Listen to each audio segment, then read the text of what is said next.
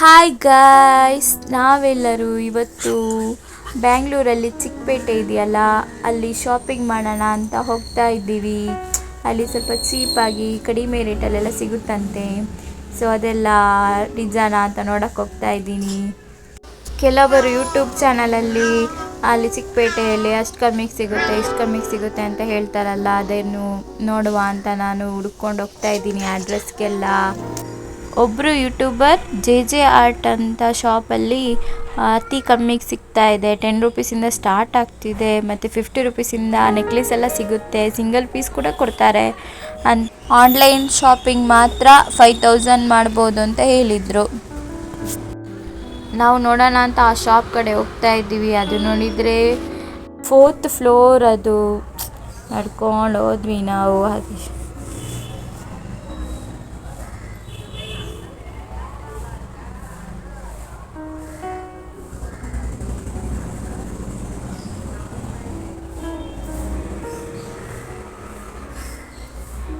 Shop ಒಳಗಡೆ ಹೋದೆ, ಅಲ್ಲಿ ಕೇಳಿದೆ ಇದಕ್ಕೆ ಎಷ್ಟು 10ಇಂದ ಸ್ಟಾರ್ಟ್ ಆಗುತ್ತಂತೆ ಅಂತ. ಅದಕ್ಕೆ ಅವರು ಹೇಳಿದರು, ಇಲ್ಲ 10 ರುಪೀಸಿಂದ ಸ್ಟಾರ್ಟ್ ಆಗುತ್ತೆ, ಆದರೆ ಅದು ಚೆನ್ನಾಗಿರಲ್ಲ, ಚಿಕ್ಕ ಚಿಕ್ಕ ಇಯರಿಂಗ್ ಅದು.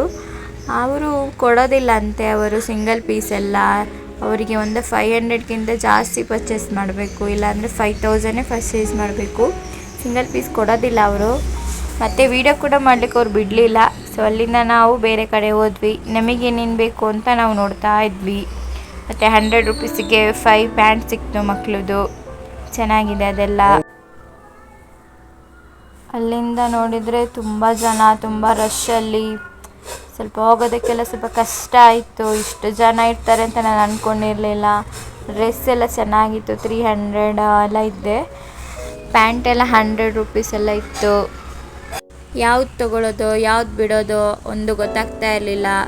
ನೋಡೋಕ್ಕೂ ಹೋಗೋಕ್ಕಾಗ್ತಾ ಇರಲಿಲ್ಲ, ಯಾಕಂದರೆ ಜನ ಜಾಸ್ತಿ. ಮತ್ತು ಇಲ್ಲಿ ಪಾತ್ರೆಗಳೆಲ್ಲ ಇದೆಯಲ್ಲ, ಇದೆಲ್ಲ KG ಲೆಕ್ಕ ಅಂತೆ.